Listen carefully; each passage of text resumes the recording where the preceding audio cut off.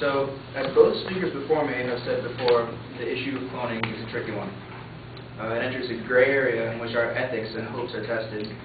How far should we go to save the people we love, and is it worth it to take a life in order to save one? However, I believe the relationship of therapeutic cloning to value humanity was misconstrued by my opponent, and I wish to clarify this issue, that through therapeutic cloning, we are not taking lives, we're saving them. I'm going to prove the benefits of therapeutic cloning in 3 points. First, I'll show how Mike used deceiving statistics and unrelated ethical topics to persuade you against this. I'll show you the opportunity and completely ethical reasons behind therapeutic cloning. And I will show you the positive effects of therapeutic cloning not only to patients in need of the technology, but also to our economy and overall quality of life.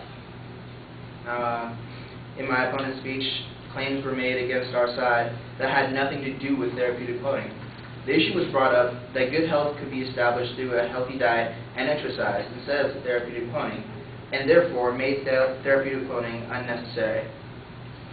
This may be true for lazy, unhealthy, and stressed out people to need the therapeutic cloning, but not for healthy people. But how does that have anything to do with therapeutic cloning? Cancer is not something that can be prevented by eating right and exercising. It just happens. In fact, according to the American Cancer Society, 562,340 people will die from cancer this year. That's over 500,000 people. There are many other diseases which are caused simply by bad genetics or environmental hazards. A healthy diet and exercise will not save a little child from lung cancer if his parents are smoking around him constantly. What would Dr. C do to respond to that? One answer to these genetic disorders and diseases is therapeutic cloning.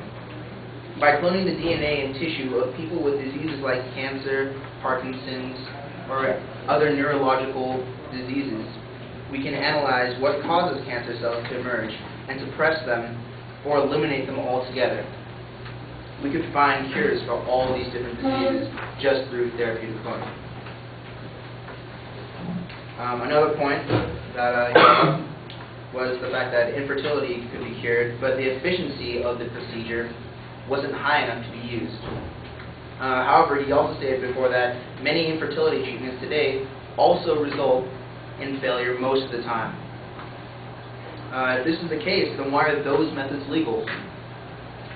They are just as inefficient as therapeutic cloning, but they are still used to try and help women cure their infertility throughout the U.S., and they're completely legal.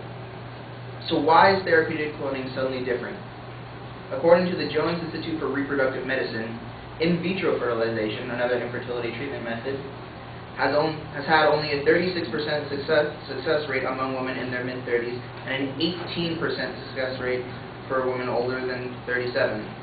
That's actually only an 8% difference between in vitro fertilization and therapeutic cloning treatment.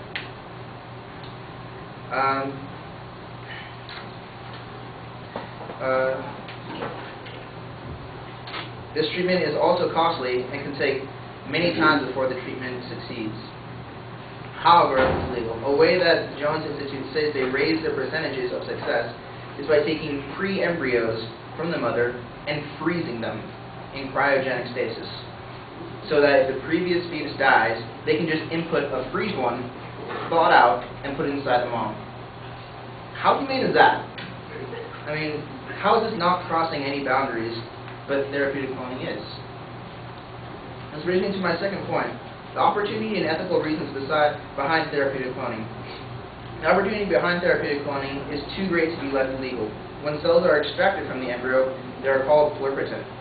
Pluripotent cells are cells which have the ability to change into any type of cell or organ.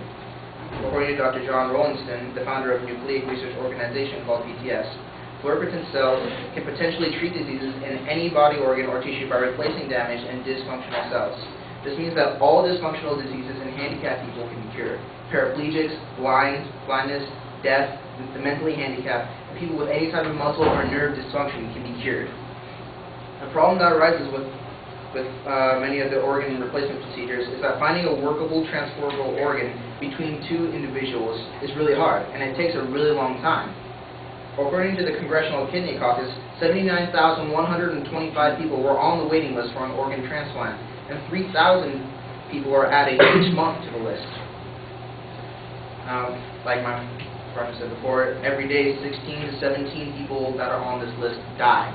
They never receive any treatment, and they're always waiting for an organ that won't come. And that means 6,120 people die annually. A major concern of therapeutic cloning is the ethics. Many people don't realize that the process of creating the embryo for the therapeutic cloning has almost nothing to do with childbirth, and absolutely nothing to do with extracting an embryo from the mother. Almost everything happens in the lab. According to Bootstrike.com, a genetic engineering informational site, a willing volunteer first donates her eggs to the lab. That's the only phase that happens outside the lab.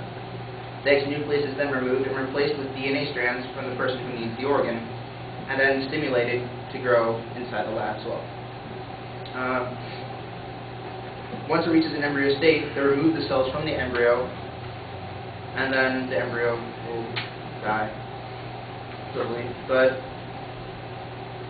it has been scientifically proven that the human embryo cannot feel pain at its current state. So removing the stem cells from the embryo is neither cruel or unusual.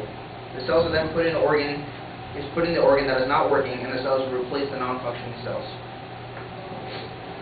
So if the embryo was never in the mother, never grew up with the intention of surviving, and was never conceived, is it life? According to the definition given by the Association of Pro-Life Physicians, it is not. This leads me to my third and last point, the positive effects of therapeutic cloning. Like I said before, therapeutic cloning has the potential to cure lots of diseases affecting people daily. For example, according to BBC News, a mouse with similar symptoms of Parkinson's disease was cured thanks to therapeutic cloning. If we can repair damaged nerve cells, heal heart conditions, and save lives, why don't we? We could eventually even reverse aging. Mike said before that instead of therapeutic cloning, his father exercises every day and eats right to prevent the genetic occurrence of a heart condition in his family's history. What's going to happen when he gets too old to exercise, or the heart condition strikes anyway due to genetic disorders? With therapeutic cloning, we wouldn't have to worry about those issues. We can cure them. Also, hospital fees would go down due to therapeutic cloning, and organ donation lists would no longer be a problem. People will not have the need to be in the hospital as long, and terminal wards would be greatly reduced. Retirement homes would also greatly diminish. Most of all, we would get to live with the people that we love even longer. We could save thousands of lives, but instead we are worried about the humanity of what under our most basic definition is not even alive. Most major political and scientific groups against therapeutic cloning are afraid of the chance that we would turn into a nation of people who do not appreciate the gift of life and will use it for cruel and unusual methods of reproduction.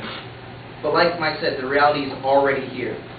He gave us the support of sports stars selling their DNA and semen to parents who want to have the next sports star in their child. And yet we are worried about whether we will lose our humanity. It's already here. The reality which we are worried about is already upon us, and we are already using it quite frequently.